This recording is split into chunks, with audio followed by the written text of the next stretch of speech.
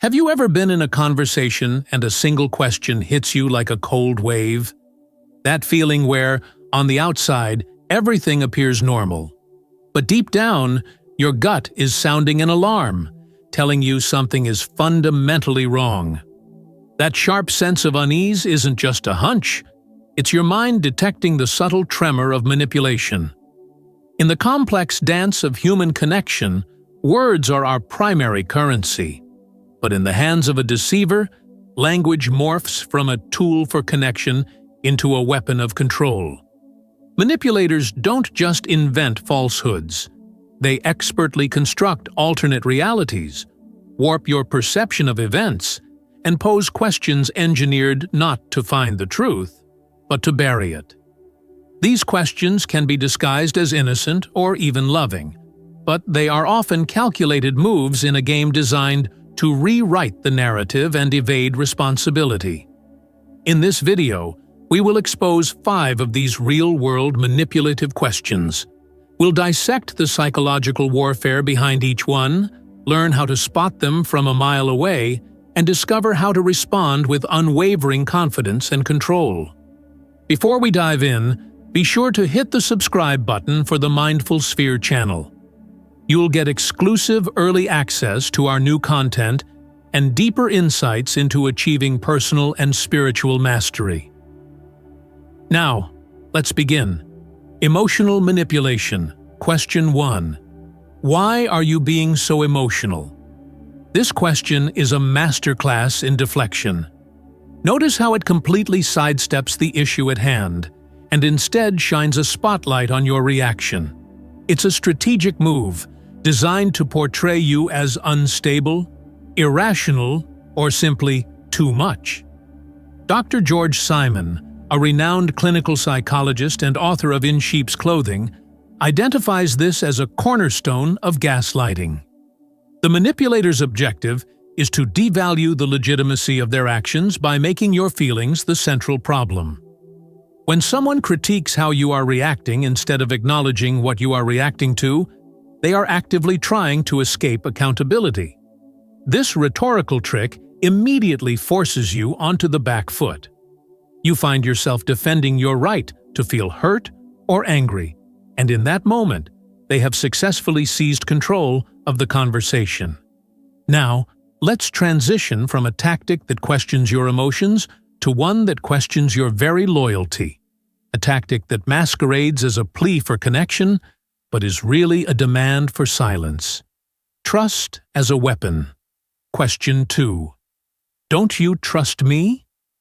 On the surface, this question can sound like a vulnerable appeal from the heart, but when wielded by a manipulator, it becomes a powerful form of emotional blackmail. It's cleverly engineered to pivot the discussion away from their questionable behavior and onto your perceived lack of faith. As Dr. Harriet Lerner points out in her book The Dance of Anger, skilled manipulators frequently use guilt as a lever to pull themselves back into a position of power. This question presents a toxic, false choice. Either you offer them your blind, unconditional trust, or you become the villain who is sabotaging the relationship. It's a psychological sleight of hand. Genuinely trustworthy individuals build trust brick by brick through consistent, honorable actions. They don't demand it with emotional ultimatums. When someone uses the concept of trust as a shield, the instant their integrity is questioned, you're seeing a massive red flag. From a neurological standpoint, trust isn't just an abstract idea. It's a tangible biochemical state. Groundbreaking research by neuroscientist Dr. Paul Zak reveals that oxytocin, the so-called moral molecule, is vital for forming bonds. When that trust is shattered, your brain's chemistry is thrown into chaos. Stress hormones like cortisol flood your system, creating intense cognitive dissonance. This is why betrayal feels physically painful, not just emotionally wounding. Manipulators prey on this deep-seated vulnerability.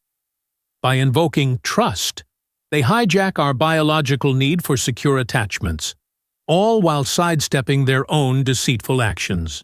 So, What happens when the manipulator abandons these high-stakes emotional appeals and instead opts to play dumb? That brings us to our next question. Fake confusion. Question 3. What am I supposed to say? This question is the embodiment of strategic incompetence.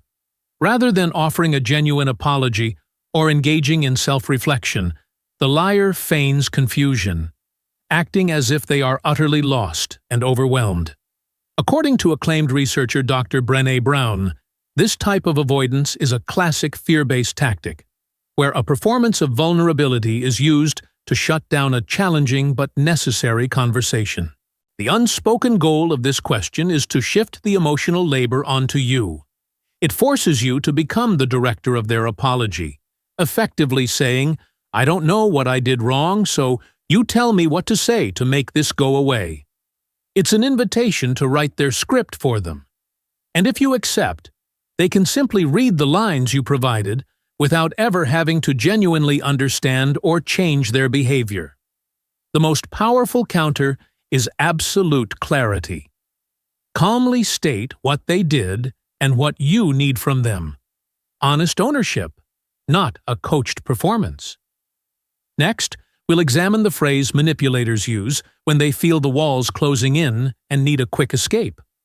Avoiding accountability. Question 4. Can't we just put this behind us?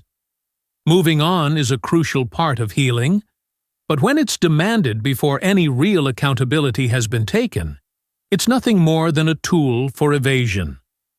In the landscape of emotional abuse, this question is a shortcut used to kill a resolution before it has a chance to breathe. Psychologist Dr. Lundy Bancroft, in his seminal work, Why Does He Do That?, clarifies that pushing for premature forgiveness is a hallmark of a manipulator. It allows them to sidestep the difficult work of change while creating a false veneer of peace. The issue isn't the desire to move forward, it's the attempt to skip the most critical part, acknowledging the harm caused. Forging closure without having the conversation is a form of emotional bypassing. It isn't peace, it's suppression. When you hear this question, recognize it as an attempt to silence your valid discomfort, not to genuinely resolve it. Before we continue, if this video is providing you with clarity, consider sharing it with someone who might benefit from this knowledge. And if you feel moved to support our mission of creating thoughtful content, you can use the Thanks button below. Your support makes this work possible. Now, let's proceed. Guilt trip tactics. Question 5. Are you really willing to destroy everything we have over this one thing? This question is the nuclear option in the manipulator's arsenal. It's designed to frame your act of setting a boundary as an act of immense destruction and selfishness.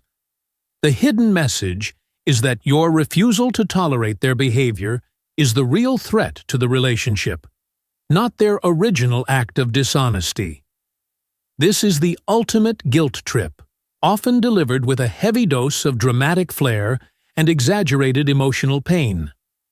As Dr. Ramani Durvasula, an expert on narcissistic personality styles, consistently teaches, setting boundaries is an act of self-preservation, not betrayal.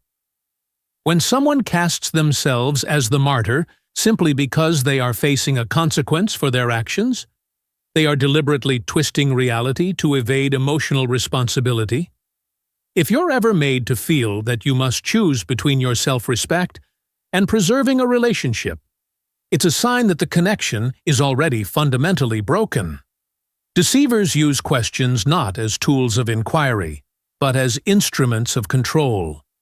Their questions are not open doors to honest conversation. They are carefully laid traps, designed to manage your perceptions, dodge accountability, and maintain a grip on power.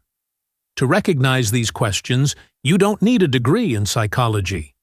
You need to cultivate self-awareness and find the courage to honor your own instincts. By learning to identify these manipulative phrases, you fundamentally alter the power dynamic. You cease to be a target and become an observer. You anchor yourself in your own reality.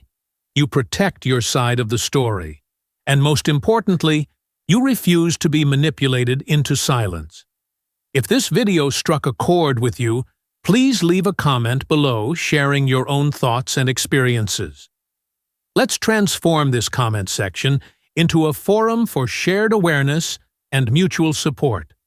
And don't forget to subscribe to the Mindful Sphere channel for weekly deep dives into human psychology, personal empowerment, and emotional resilience.